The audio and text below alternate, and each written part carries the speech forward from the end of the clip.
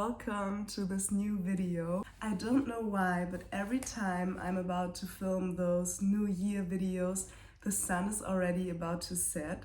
So I did light some candles around me to make it a little bit more cozy. And yeah, I would say let's get started. This video is all about the new year 2025. It's crazy because I feel like 2024 was like a rush. It went by so fast. And I'm going to share some journal prompts to maybe inspire you to also make 2025 your year and to achieve your goals. Before planning the next year, I always like to start with a small reflection of the last year to really reflect on what I've learned and what happened in the last year. First of all, I write down my 2024 highlights.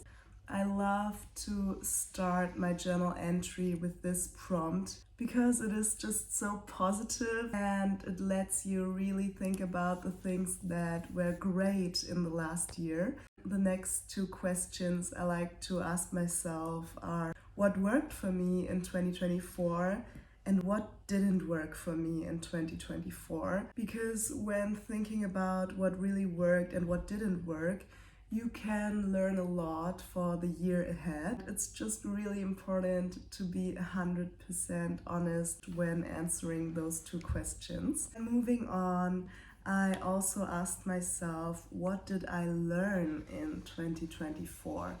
And this can really differ. It can be personal things like maybe you learned that you like jogging more than going to the gym, or that you really like to stretch a little bit in the mornings. Also, what you like or dislike about your surrounding, or what you find toxic in other people. It can be anything really. It can be about relationships or books and TV shows. So this question is very versatile. And I think this question is one of my favorites because it's so important really to give ourselves credit for what we accomplished last year. This is things that I am proud of or things that I accomplished. Here I really see how far I've come in 2024. For me, for example, 2024 was a very big year. I finished my degree and I also went solo traveling for the very first time in my life. And I also found a full-time job. So 2024 was a very successful year for me when it comes to those bigger goals. I also like to integrate books I read because I do sometimes forget which books I actually read. So I love to just note them down. And this prompt I also really like. It's the Wheel of Life. And maybe you heard of this already. You have those wheels and you split them into different categories: health, career, finance, friends, family, love, and so on. Areas in your life that are important for you. What I love to do is put two of those wheels of life next to each other and do one now in the end of 2024 and do the other one in the end of 2025 to see how far I've come and which areas really changed. I just really love to put them next to each other.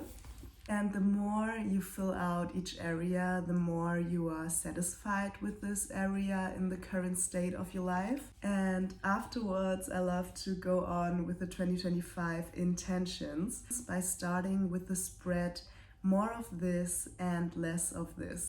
And here you can just freely write down which things or activities you want to integrate more into your life in 2025 and which you want to cut down a little bit. For example, for me, I really want to have less screen time. I think 2024 wasn't really good in this case. I did spend a lot of time online scrolling and I want to do this less in the next year. And I want to spend more time in nature. This is something that I really miss. And then I think this is maybe one of the core spreads. I'm gonna write down my top 3 goals for 2025. So the 3 most important things that I want to accomplish in the next year. And it's very important that you prioritize here. And this is also why it's only possible to write down 3 goals to really focus on those most important things in your life.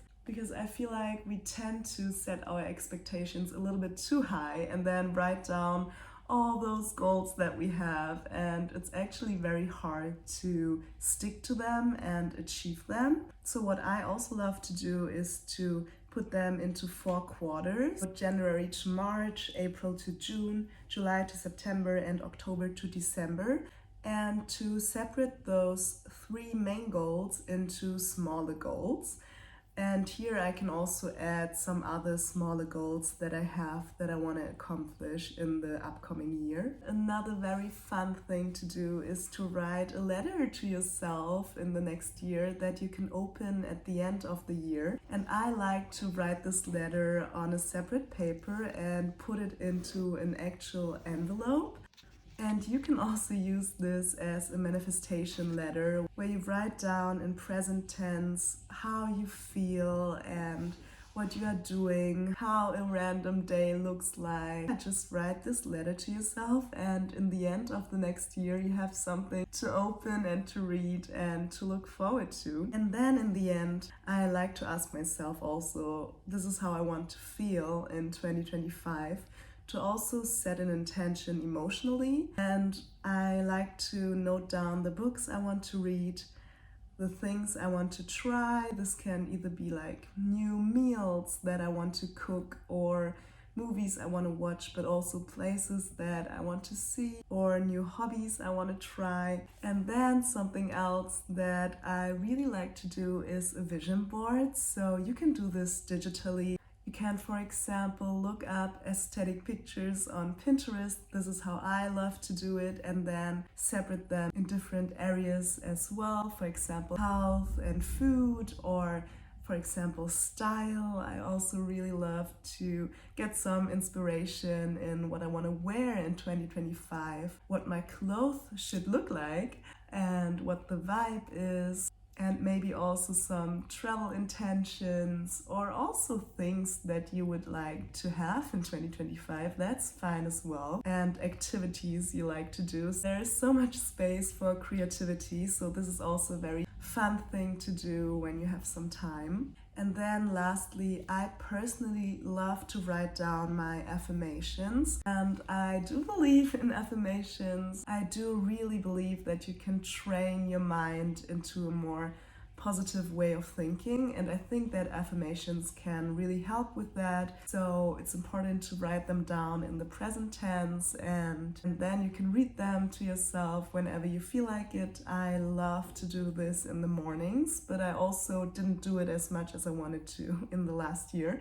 So this is something I want to pick up in 2025, my affirmations. Yeah, these were my 2024 reflections and my 2025 intentions. And I hope that you enjoyed this video and that you could take some inspiration out of this video. And I wish you all the best for 2025, and I hope that you can achieve all the goals that you have. See you in my next one. Bye!